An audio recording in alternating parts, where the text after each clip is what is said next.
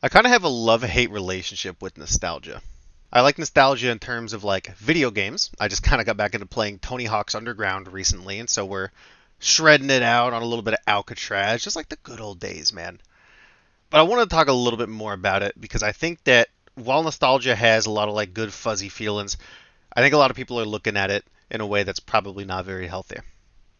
I think that we like nostalgia because it's easy to romanticize the past. The interesting thing about like looking back on the past and like things that have happened is that like you only really remember the good times. Like, have you ever been in a relationship with somebody and then you broke up and then enough time has passed where you remember all of the good stuff about that relationship when you think back on it, but then you forget all about the bad shit, right? You forget about the fact that they were like emotionally unavailable or were like disrespectful to you or this or whatever it was, right? Like, you don't remember those things, you only remember the good times because nostalgia is looking at things through rose tinted glasses. And I think for most people who spend a lot of time reminiscing about the good old days, that they're kind of trying to avoid their present and their future at the same time. Nostalgia is a tricky guy because it's almost never how you actually remember the thing. Like, you ever have like an old video game that maybe you grew up playing as a kid and you think back on it all the time, or like maybe you see like a screenshot of it in a random YouTube video and you're like, man, that game was so sick. Oh, that game was so good. It was awesome. I miss it. And then you go back and play it and you're like, wow, this is nowhere near as good or entertaining as I thought it would be. Yet most of the time, that's my experience.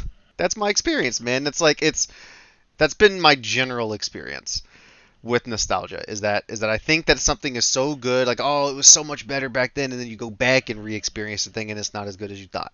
Video games, movies, and life. They're all kind of like that, I guess.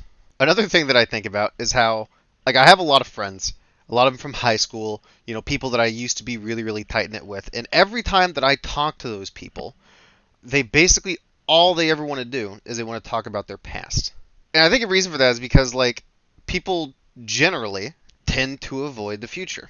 Right? And if you're focused so heavily on reminiscing about the past, you're not paying any attention whatsoever to what's actually coming up and what's in front of you. It's like driving your car and like only looking through the rearview mirror, and then all of a sudden you look back forward and you've run into a tree. And the sad reality is that, and this is a thing that's been a very hard struggle point for me because I really like all these people, is that if somebody is too focused on the past and that's all that they talk about whenever they're around you, they're only talking about, oh, that time we got drunk at Chili's, or whatever it is. If that's all that person talks about, I generally have a rule that I don't keep that person in my life for very much longer. Because I don't want to be in the passenger seat of that guy's car when he crashes into the tree. That's not the place that I want to be in.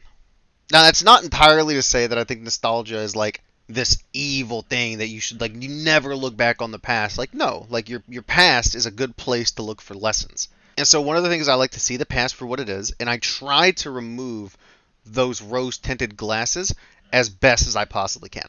Because when you can look at the past more objectively, like that's when you can really start to take lessons and get learned, as I say, off of those things. And I think it's really important. The other piece is that like when you look back at those times, like instead of thinking like, man, like those times were so great, like I wish I could get those things back.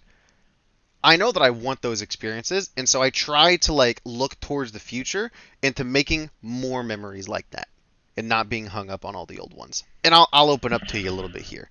I've started to put myself into a position where I made the realization that I've been kind of a lazy piece of shit, and there's things that I've told myself I wanted to do for a long time that I haven't started to do.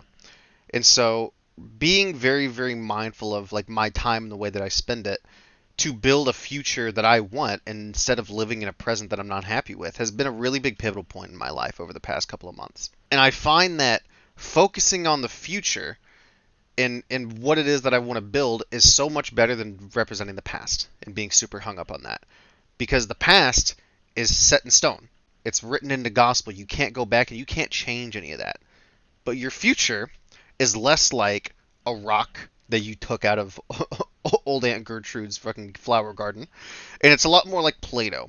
It's malleable, and you can shape it and mold it and twist it and break it into whatever the fuck it is that you want it to be.